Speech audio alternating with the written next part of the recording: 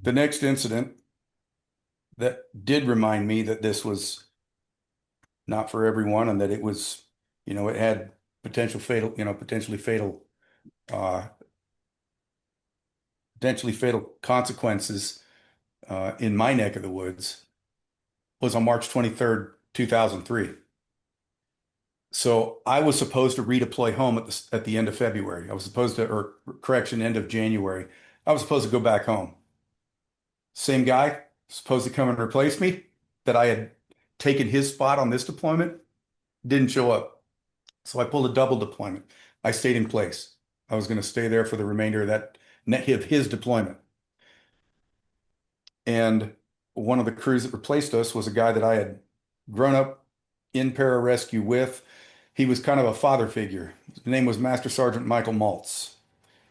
Mike Maltz was at that time in his early 40s, was a New Yorker, Long Island guy, big Italian fella, good looking, incredible shape, and honestly, one of the best pararescuemen I ever met. One of the most incredible operators I ever knew. Toughest, smartest, fantastic person. And I had deployed with him before, like a father figure, Mm. truly. I mean, I am 23, 24 years old, and he's in his early 40s. I mean, truly old enough to be my father. I went to dinners at his house. I went to swim meets with him and his kids. Uh, I was with him all the time. So they were friends. March 23rd, 2003, we went out on a, we got called on or we were on a C-130 flight. We had flown to Uzbekistan to drop off some equipment for some of our teammates that were flying on helicopters out of Uzbekistan, kind of the northern aspect of Afghanistan. And we got a call for a mission as we were standing in the chow line, in the dinner line. So the mission that we heard was that two kids had fallen down a hill.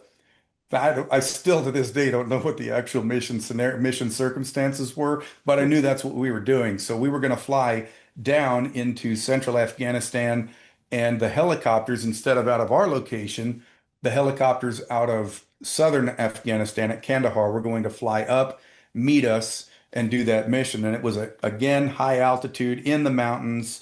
There was bad weather in the area. We were going to be flying.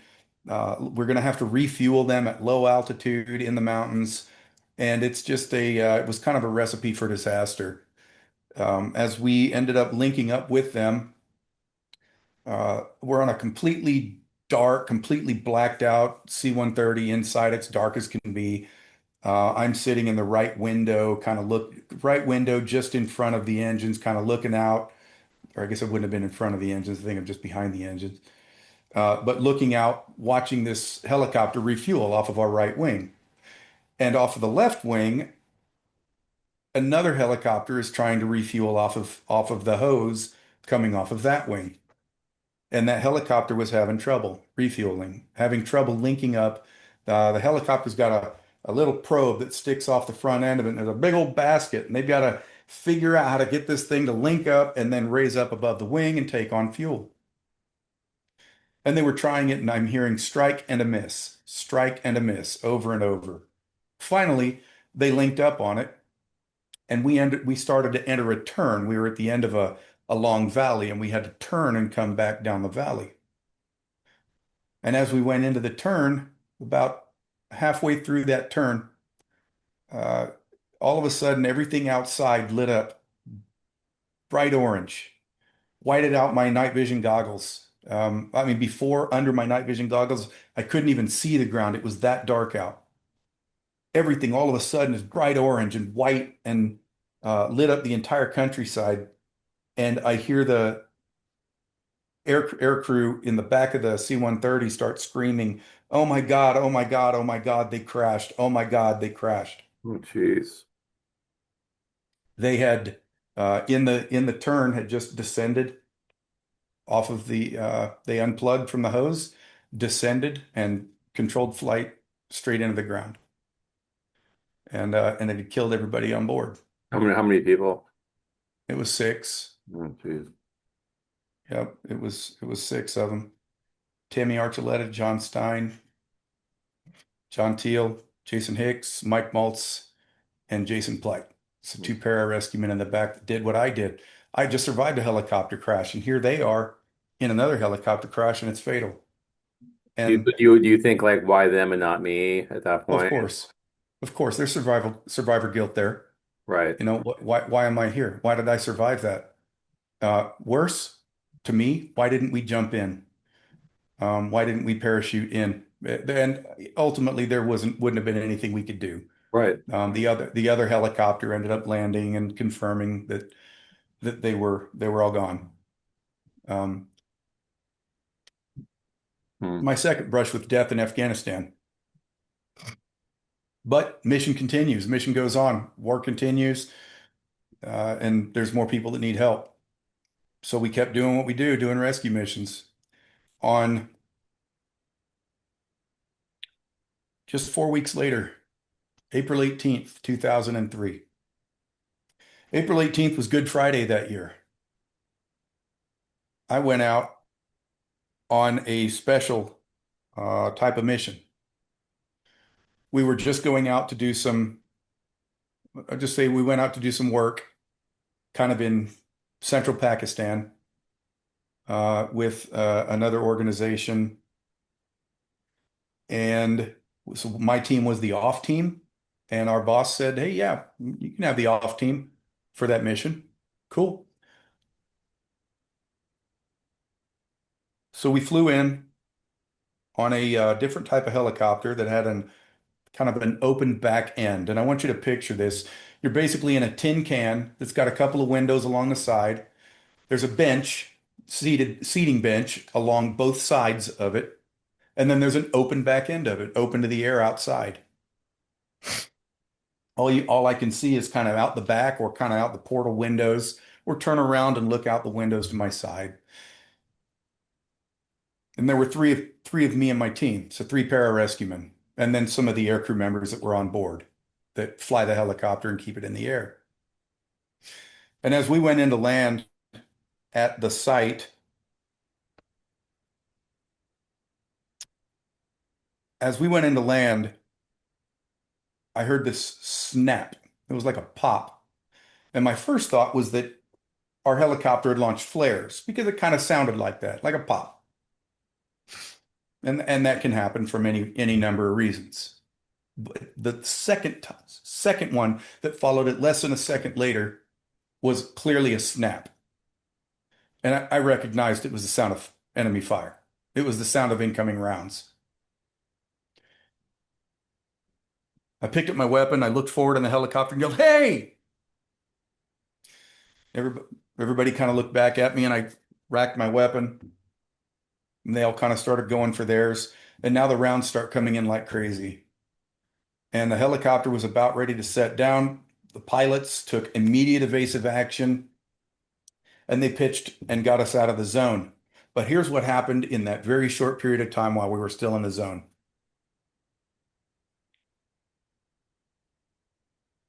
The rounds are coming in with automatic fire from several different locations, probably all off to our side.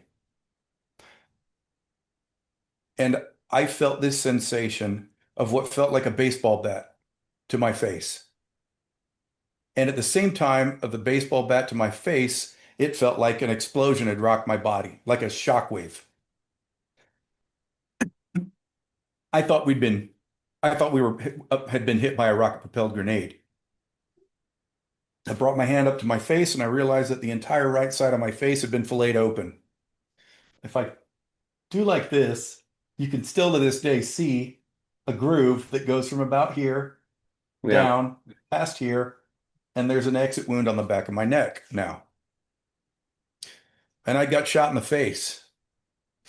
And I put my hand on it, put direct pressure on it like we're trained to do. And I turned to the guy next to me and I said, I'm shot. And he's shot too. And I look across from me and my teammate, my team leader, Ross, is there. And I yelled, I'm hit. And he yelled, shoot back. Hmm. I turned to do that and sat on the back of the seat, pointing my weapon out to the rear with my rifle butt up against the open exposed cheekbone in my face, um, proven by all the blood and gore that was all over my gun, the butt of it. and stayed there and held that position until we were out of the zone. I spaced out. I don't really remember that portion of it very well, but I definitely remember getting down on the floor of the helicopter, laying down, putting my feet up on the bench. And once I did that, now naturally I'm in a position treating myself for shock. And I became aware of what was happening in the helicopter and asked questions like, "Hey, how's everybody else in the helicopter doing?" And don't worry about it. You're a patient. Be a patient. Um, but some things just never grow old. And I noticed at that point my face was paralyzed, my eyes were crossed, because all the tension on my face had been released. I could tell you this, I've heard the word hero used before. There's absolutely nothing heroic about bleeding to death in the back of a helicopter and being somebody who is a medical provider, an emergency responder, and having absolutely no capacity to do anything but lay there and bleed to death. Nothing heroic about it at all. That doesn't mean that that day wasn't without a heroism, though.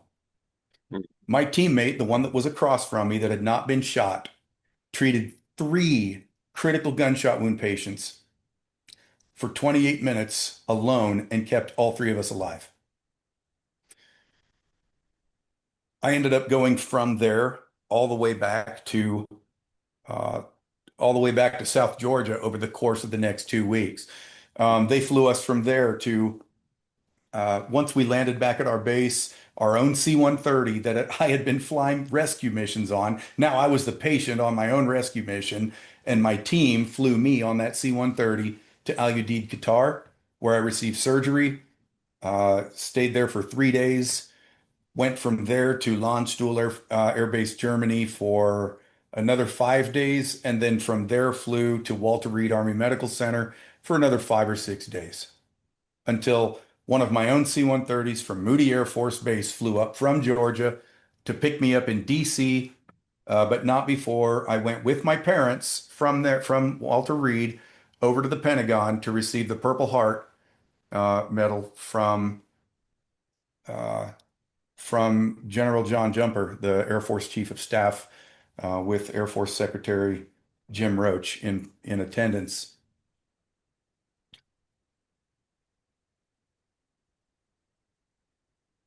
There, there's the Purple Heart's our oldest medal, and it was presented by General. The first one was presented by by President George Washington, who said, "Let it be known that he who wears the military order of the Purple Heart has given of his blood in the defense of our homeland and shall forever be revered by his fellow countrymen." And I got to experience that reverence. I did. There was a lot of programs and a lot of accolades, and the Air Force then took this young guy with a gunshot wound on his face, with a big old scar on his face, and a maroon beret on his head, and an Air Force uniform, whose, by the way, last name is Disney, which is easy to remember, and sent me around on a lot of public events and public speaking events, and I had an opportunity over the next many years to advocate for wounded warriors um, and for mental health and resilience and leadership Mhm. in the military. Well, whether you're going to admit it or not, you are a hero. So, tell me about, uh, well, and with parachute, with parachuting rescue, so basically you parachute in and rescue who, like another soul, or who are you rescuing typically? Anybody, anybody, anytime, anywhere, for any reason. We did anything from open ocean rescue, mountain rescue. An example, 12 Cubans board a raft from Cuba Hmm. and end up, instead of going to Miami, end up 90 miles off the coast or 2 hours off the coast of Louisiana. Okay, so we sent a two-ship of HH-60s helicopters and a C-130 aircraft out there, and I was the team leader for that mission, overall for that mission. Um, to the ones that I mentioned in Afghanistan, to hostage rescues, to rescuing an aircrew member who punches out of their plane behind enemy lines, To doing, I mean, I got to do some of the coolest things imaginable. I got to parachute from 25,000 feet at night, Wow.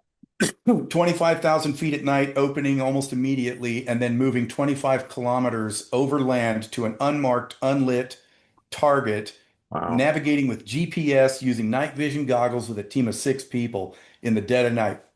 I got to board a ship in international waters with a SEAL team off the coast of France to take a or to pick up a high value target as soon as they got into international waters. I was with a Army Special Forces team that went into, let's just say, to take a prominent world leader to The Hague for war crimes.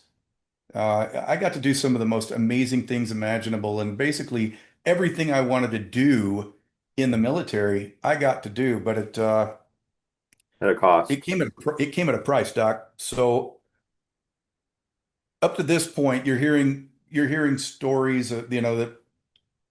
that's the story I wanted everybody to hear. Yeah. So up to this point, we've talked about the public story, the one that you can go research, go look up online, validate all those claims, all those facts. But there was a side of my story that I didn't tell for many, many years. So after 2003, I got back on fully operational status after I guess about 90 days, 120 days. And then I broke my arm on my first parachuting jump. I had just got shot in the face in April, and here I was in September with a broken arm for my first parachuting jump back on operational status. You broke Just the a arm. Wait, you broke the arm during the jump? on landing. Oh, on landing. Because And I was going to ask you earlier, because I hear this a lot of people who do a lot of parachuting that, you end up developing like back problems, you end up developing injuries. yeah, yes, you get a Yeah. lot of injuries. Um, and then over the next, I don't know, 5 years or so, I mean, I returned to full duty. I mean, after the gunshot wound, I served another 14 years over 14 years in the military. Wow. Achieved the highest enlisted rank. I was a chief master sergeant in one of the most elite special operations forces in the Department of Defense. Wow. And at the pinnacle of my career, I had the honor to lead all combat search and rescue assets serving in the Iraq and Syria theater. I was the chief of the 1st Expeditionary Rescue Group stationed out of Erbil, Iraq. Wow.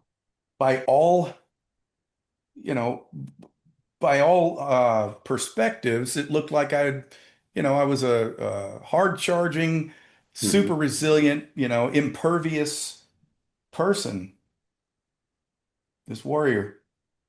I was the person, I was living a lie. And now we'll go into the point where, when I speak publicly, I'll usually say, okay, at this time, if you're, please turn off your cell phones and any recording devices, and I'll take off my jacket and I'll sit down and we'll just have a chat. Because the military audiences and the first responder audiences and the audiences that I was speaking to at the time need to hear this part. Because here's what's going on behind the scenes. January 2008, I was doing exercise Red Flag. It's a huge exercise out at Nellis Air Force Base in Nevada. We went out to do a simulated pickup on helicopters, and I was the team leader. And we a helicopter dropped us off, and then I went to get back in the helicopter when they came back around. And the helicopter hovering at 15 feet tosses out a rope ladder. So you climb up a rope ladder into the helicopter. And as I got to the edge of the helicopter, when I reached into the helicopter to pull myself in, I was being impeded by a piece of my equipment. My teammate had already got on the helicopter and were operating in simulated combat environment. So he was looking out the far window. The gunner on this side's looking out for threats. The one on that side's looking out for threats. So I'm there basically hanging on this ladder by myself alone. And I tried to get myself in, and I was impeded by a piece of gear that I had on me.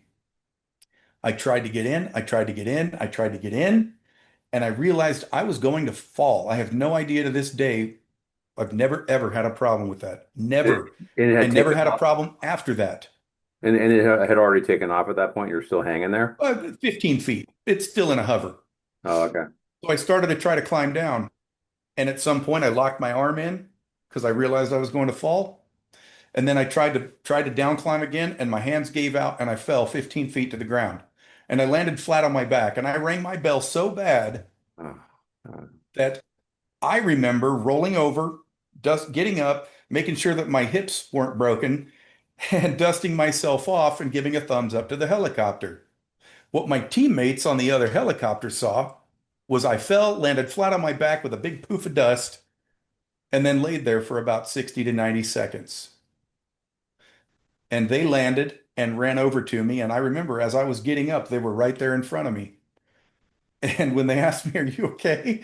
I said, "Yeah, I'm fine. That would have killed you, Kyle," one of my teammates. Because by that point, of course, I already had a reputation as being a bit of a cockroach. All right. The following day, and I had a massive headache. The light was too bright, sound was too loud. I couldn't smell things that other people could smell. And in the dining hall, I almost choked to death on a tiny piece of hamburger because my throat muscles, my swallowing muscles weren't working well. I can look at that now, obviously, years later, as a paramedic and somebody that did that work for a long time, that I was suffering from a traumatic brain injury. I had a pretty nasty concussion. All right. Of course I did. I landed flat on my back. Thank God I had a helmet on and body armor. No penetrating injury, but I rang my bell. Did you lose consciousness? Oh yeah, of course. Okay. I had lost consciousness for 60 to 90 seconds on the ground. We didn't report it, of course, because I had every reason to hide or every reason to avoid help-seeking behaviors because the military at that time penalized them. Go to psych or report being knocked out. Thank you very much for your courage. Thank you for coming forward. We're going to go ahead and take 10% of your pay now because you're no longer going to be qualified for jumping, flying, diving, or your special operations duty pay. And you probably, if you're experiencing any emotional problems, we're going to restrict your access to the meds locker, the narcotics, the morphine and Valium that you might carry for your job, and your access to weapons. Oh my God. So we had every reason not to Right. report. Wow. It was effectively penalized. So Well, it's I've spent many, many years trying to remove barriers to help seeking behaviors. yeah. I went home from that trip about a week later and I wasn't right. Maybe it was 2 weeks later, a week, 2 weeks later. And I went home and I woke up at about 2 o'clock in the morning, or I was laying awake at about 2 o'clock in the morning, and I was despondent and I tried to hang myself in a closet. Oh my gosh. And when that didn't work because the brace on the left side of it gave way, I tried wrapping the I tried strangling myself on the floor. And at some point, I snapped out of it, recognized that I had a problem. I didn't know why I was doing what I was doing. A few weeks later, I left work in the middle of the day. I reported I was in my office and just started crying. No idea why. My lieutenant was in there with me, and I told him, "I've got a real problem. I need help." And he said, "We'll get you help, man." And he didn't. My partner at the time said, "You're not right. I'm calling your first sergeant." And she didn't. And then I left work in the middle of the day, went home, got drunk, and tried to put a bag over my head and tried to suffocate myself. And I didn't follow through with that one either. All I knew was that there was an itch that I could not scratch. I didn't want to die. I wanted what I was experiencing to stop. I wanted to stop suffering. And that exit was the only way that I knew how. I never told anybody about that. until many years later. But ultimately, it ended up in an unwanted divorce within a few years. I was still climbing the ranks, still looked successful in my personal life or my professional life. But there was a line in the sand of that injury and that incident that I can still look back at and say, that's when things really took a turn for the worst. Within a year, I had gained something like 40 pounds, where before I was lean and athletic, and in all my pictures, I looked happy and young and healthy. And now all of a sudden, I was heavy and I was puffy and I looked miserable. I was now on thyroid meds and I was on testosterone and I was heavily medicated. Hmm. I Did they was ever showing try? all the signs Did they ever try and antidepressants or any medications for your mood? no, Okay. because that would have been a career ender, or so I thought. Mm, yeah. Correction, yeah, early 2014, got a divorce. 14 got a divorce. Went to uh, see, I got a divorce. Found out I'm 89. Bought a dog, a German Shepherd named Kira that I loved with all my heart. Mm, And found out I'm 89 and was going to be a chief. So I moved to Davis Monthan Air Force Base in Tucson, Arizona, where I mm, became the chief of the 48th Rescue Squadron in 2014. Before I deployed in 2015, a teammate, a colleague that had also suffered from some PTSD, ended up asking me, "Hey, you thought about getting your dog qualified for service?" He had received a dog through an organization. That organization ended up contacting me and saying, "We understand that you have a dog that you've put 18 months of training on it on your own. We, don't know what you plan on doing with her while you're deployed, but we've secured X number of dollars from certain organizations. If you're up for it, we'll take your dog while you deploy, while you're going to be out there leading troops in the field and finish her out for service while you're gone." So I ended up with a service animal. So wow. now I'm an E9, chief of a squadron, just came back from an operational deployment as a group chief, and I've got my own service animal, which traveled with me the rest of my career, and I lost her this past summer. Oh, I'm So I mean, sorry. I turned over all the right stones. I knew something wasn't right. I was looking for help in a lot of different directions, Mm, but here's where things kind of took a turn for my career wise.